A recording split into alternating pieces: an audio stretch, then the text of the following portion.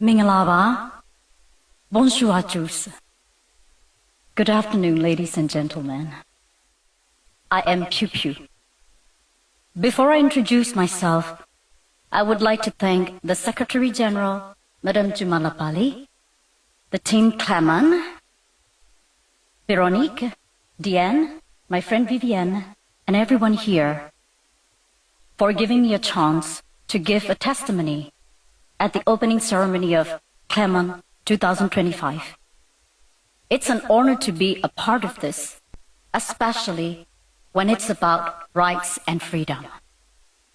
For I come from a country where millions of people don't have basic human rights or have the minimal freedom to discuss about this. I am a celebrity singer-songwriter-performer from Burma and a political refugee in France. Yes, I come from Burma, also known as Myanmar. I guess many of you haven't heard much about it because it's well hidden. Yes, it has been well hidden from the world by the military regime, which ruled it for more than 6 decades. Myanmar is actually the largest continuous land piece in Southeast Asia, rich in natural resources from gold, jade, ruby to rare earth, and situated between the two powers, China and India. It is quite the same size as France, with a population of 60 million people. But unfortunately, only 50 million are inside the country. The rest 10 million are displaced outside due to the long history of civil war, political unrest, violations of human rights, lack of freedom, and different kinds of oppression caused by the military rule. And I am one of these 10 million. How did a Burmese celebrity artist end up as a refugee in France? At the dawn of the 1st February 2021, the first day of the parliament of our newly elected democratic government, my country has been seized by the comeback military coup, arresting our president, our state councillor Aung San Suu Kyi, and almost all of the parliament. It was followed by a huge uprising all over the country. A few weeks later, the hunters started to gun down the peaceful protesters. I published a song called Tears on my social media with the footages of the violent crackdown of the peaceful protest. The song became viral, and the hunter put me on the warrant list with the accusation of defaming the state under the Penal Code 505A, in which the accused can be imprisoned for at least 3 years. You might be wondering if it's really possible to imprison an artist for publishing a song on a social media in 21st century, right? Yeah, it is possible in Myanmar. I had 2 choices. One is to apologize to the hunter, appease with them, make a deal, not to involve in the politics again, and shut my mouth, pretend that nothing has ever happened in Myanmar, continue my career as a megastar, and let them use my image for their normalization propaganda to the world that everything is fine in Myanmar. Otherwise, I would get arrested and go to the notorious prisons of Myanmar. Another choice is to leave my successful career, my comfortable life, my wealth, my family, my home, my fans, everything I built and cherished for 20 years, to become a fugitive and end up in a third country like a nobody. I chose the second option because I couldn't shake the bloody hands of the hunter who have killed and tortured thousands of my fans and my fellow citizens. My choice had huge risk and consequences, of course. Finally, I had no choice but to decide to leave my country and everything I cherish. In the darkness of the one rainy night, I mustered all my courage and crossed the river between Myanmar and Thailand on an old Michelin tire. Yeah, that Michelin tire. Well, that's how I ended up in Clermont-Ferrand, don't you think so? Well, that was a nightmare for me that night, actually. Then I hid in Thailand for a few more months until I received protection from France. But not everyone was that fortunate. Some of my fellow resistant artists got arrested, some imprisoned, and one famous musician got killed in the frontiers.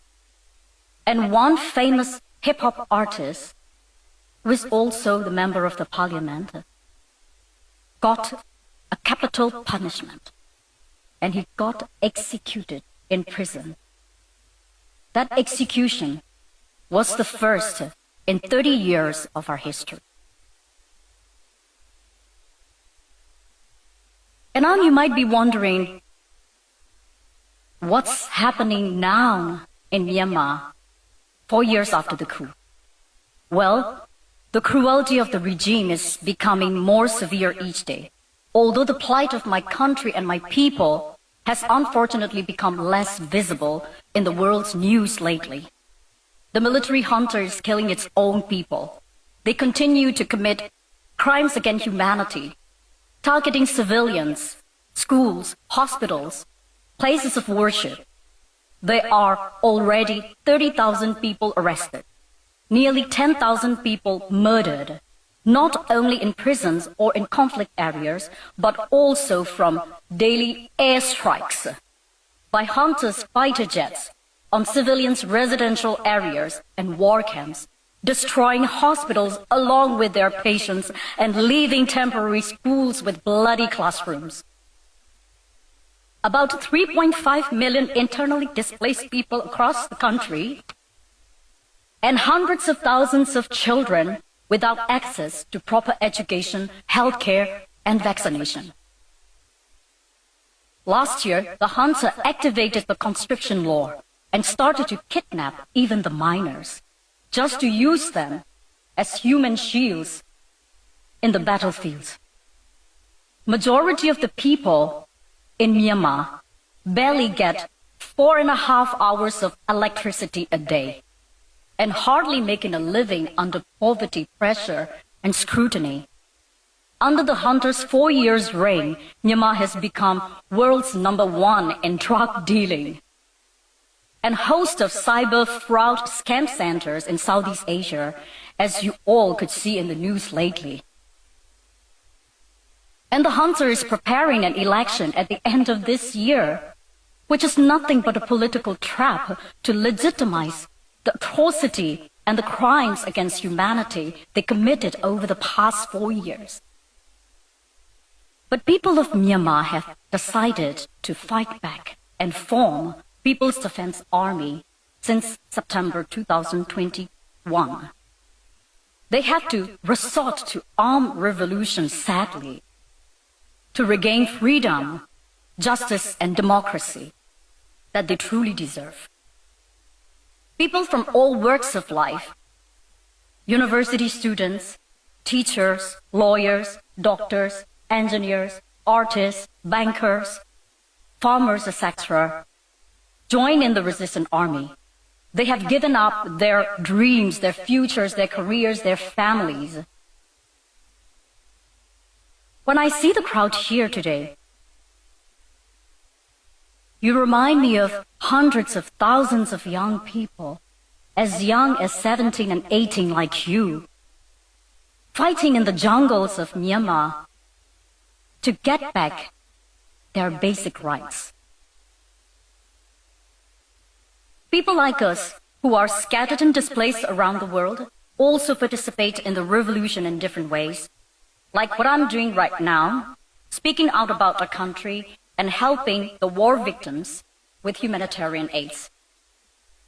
As an exile-resistant artist, I toured around the world since the end of 2024, singing fundraising charity concerts in London, Seoul, Sydney, Melbourne, and Tokyo to support the displaced people in war-torn areas, to unite Myanmar diaspora, and to increase the awareness of our forgotten war in the international scene. As a result of that, 4 months ago, the junta revoked my citizenship.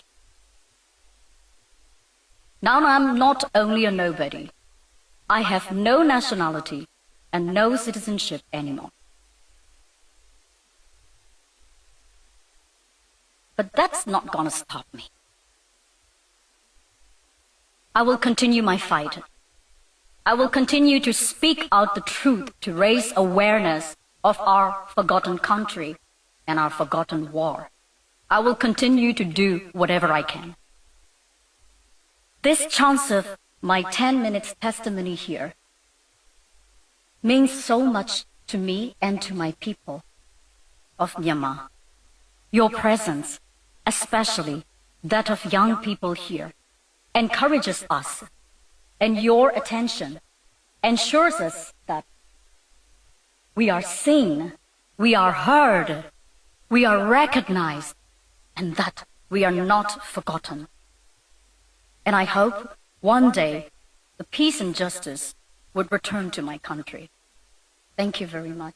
Have a wonderful day.